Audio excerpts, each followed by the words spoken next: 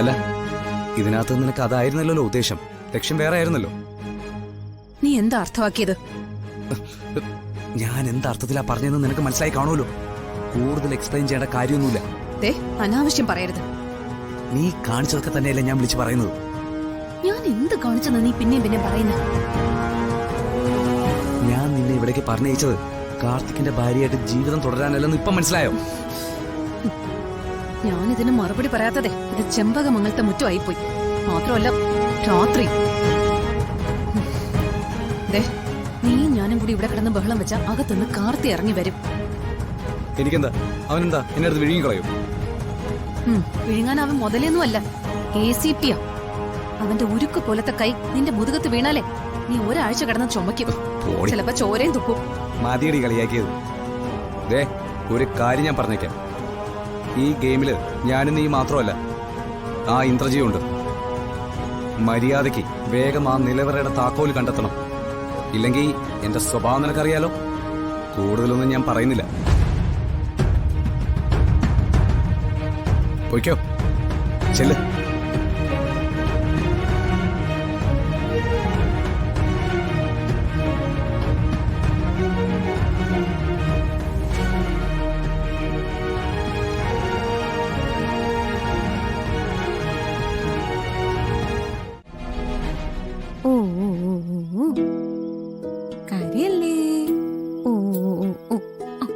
ഉറങ്ങന്റെ പൊന്നെ, ഉറങ്ങാതിങ്ങനെ കണ്ണു മിഴിച്ചിരിക്കല്ലേ. എന്താണ് ചക്കരെ? ആ അമ്മ ഒരു പാട്ട് പാടിത്തന്നാ ഉറങ്ങോ? ഉറങ്ങുമല്ലേ? പാടിത്തരാവേ. ആ ഉണ്ണി വാവാവോ പൊന്നുണ്ണി വാവാവോ ഉണ്ണി വാവാവോ. ഞാൻ പ്രസവിച്ചതാണെങ്കിലും ഈ കുഞ്ഞു മഹാതരിയുടെ അങ്ങനെയൊന്നും അവൾ ഉറങ്ങത്തില്ല.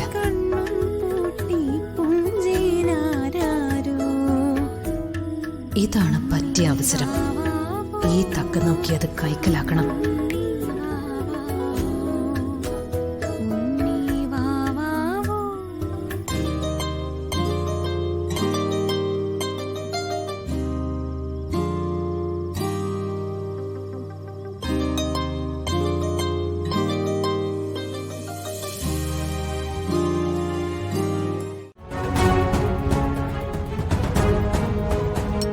മോളെ മീനാക്ഷി, കുഞ്ഞെവിടെയാ മോളെ? പെട്ടു. ഞാൻ ഇവരുടെ വായി തന്നെ ചെന്ന് വീണു. എന്ത് ചെയ്യും ഈശ്വര?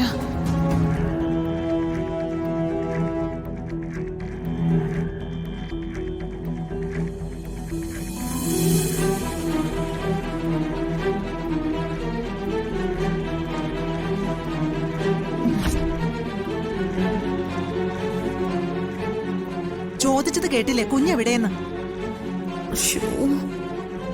ഒരു പണി ചെയ്യാം. ഏൽക്കെങ്കിൽ ഏൽക്കട്ടെ, ഇല്ലെങ്കിൽ കൊല്ലട്ടെ.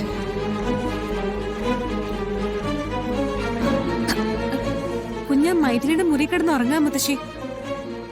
ആ വൃത്തികെട്ടവളുടെ മുറി കൊണ്ടുചെന്ന് നമ്മുടെ കുഞ്ഞിനെ കിടത്തിയത് എന്തിനാ മോളെ?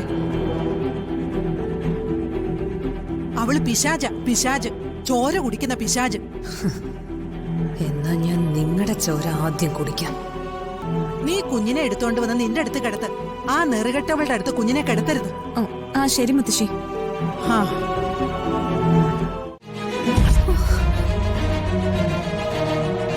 എന്നെ അങ്ങനെ അങ്ങോട്ട് തള്ളിക്കളയല്ലേ കാർത്തി.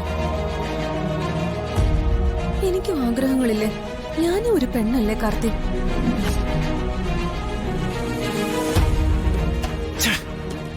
എന്നെ കല്ലും മരവും കൊണ്ടൊന്നും അല്ല കാർത്തി സൃഷ്ടിച്ചിരിക്കുന്നത്, മജ്ജയും മാംസവും കൊണ്ട്. എനിക്കും വികാര വിചാരങ്ങളെല്ലാം ഉണ്ട് കാർത്തി. ഇങ്ങനെ പാനിക് ആവല്ലേ. ഞാൻ കാർത്തിയുടെ ഭാര്യയായിരുന്നവളാ. കാർത്തിയുടെ കുഞ്ഞിനെ പ്രസവിച്ചവളാ. ഉള്ള സത്യം പറയാലോ, ഞാൻ ഇന്നേ വരെ കാർത്തിയെ വഞ്ചിച്ചിട്ടില്ല. നിന്നോട് പുറത്തു പോകാനാ ഞാൻ പറഞ്ഞത്. ഇല്ലെങ്കിൽ ഞാൻ എന്നെ പിടിച്ച് പുറത്താക്കും.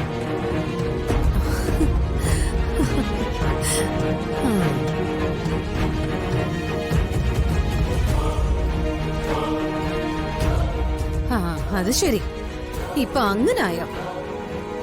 വിളിച്ചുണർത്തിയിട്ട് അത്താഴമില്ലെന്ന് പറഞ്ഞതുപോലെ ആയല്ലോ. അങ്ങനെയാണെങ്കിൽ ഇപ്പൊ നിങ്ങൾ എന്നോട് കാണിച്ചെന്താ? എന്നെ എന്തിനാ വന്ന് കെട്ടിപ്പിടിച്ചത്? അത് സോറി, എനിക്ക് ഒരു അബദ്ധം പറ്റിയതാ. നീ രാത്രി ഞങ്ങളുടെ ബെഡ്റൂമിൽ കയറി എന്റെ ഭാര്യയുടെ ഡ്രസ്സ് വിട്ട് നിന്നപ്പോ നീ മീനാക്ഷിയാണെന്ന് എനിക്ക് തോന്നിപ്പോയി. I'm sorry. അങ്ങനൊന്നും അല്ല. എനിക്കറിയില്ലേ കാർത്തിയെ, പൂർത്തി ഇത് മനഃപൂർവ്വം ചെയ്തതാ. ഏയ് അല്ല. അതെ. ഇപ്പൊ ഞാനും നിങ്ങളും തമ്മിൽ എന്താ വ്യത്യാസം? ഏയ് ഭർത്താവുള്ളപ്പോ ഞാൻ വൈശാഖിനെ സ്നേഹിച്ച പോലെയല്ലേ മീനാക്ഷി ഭാര്യയായി ഉള്ളപ്പോ നിങ്ങൾ എന്നെ കടന്നു പിടിച്ചത്. ഞാൻ മോശക്കാരിയാണെന്നും തെറ്റ് ചെയ്തവളാണെന്നും നിങ്ങൾ പറയുന്നു. അപ്പൊ ഇതോ? ഇതിനെന്ത് മറുപടിയാ നിങ്ങൾക്ക് പറയാനുള്ളത്? ഞാൻ നിന്നെ കടന്നു പിടിച്ചിട്ടില്ല. അതൊരു അബദ്ധം പറ്റിപ്പോയതാ. സത്യമാ ഞാൻ പറയുന്നത്. നിങ്ങളുടെ ഒരു സത്യം സത്യം എന്താണെന്ന് ഞാൻ തെളിയിക്കാം. മൈഥിലി, അയാളുടെ ഒരു ന്യായവാദം, വലിയ ന്യായവാദവും സദാചാരമൊന്നും ഇയാൾ പ്രസംഗിക്കണ്ട. തന്റെ തനി നിറം ഞാൻ പുറത്തു കൊണ്ടുവരും. താൻ അണിഞ്ഞിരിക്കുന്ന ഈ മുഖം മൂടി ഞാൻ പിച്ച് ചീന്തും. ഈ ചെമ്പകമംഗലത്തുള്ള എല്ലാവരെയും ഞാൻ ഈ വിവരം അറിയിക്കും. മൈഥിലി, എന്താ ഇത്? നിരപരാധിയായി എന്നെ? നിരപരാധിയോ? താനോ? താൻ ആരാണെന്ന സത്യം ഞാൻ പുറം ലോകത്തെ അറിയിച്ചാലേ തന്റെ യൂണിഫോം വരെ ഇല്ലാതാക്കും.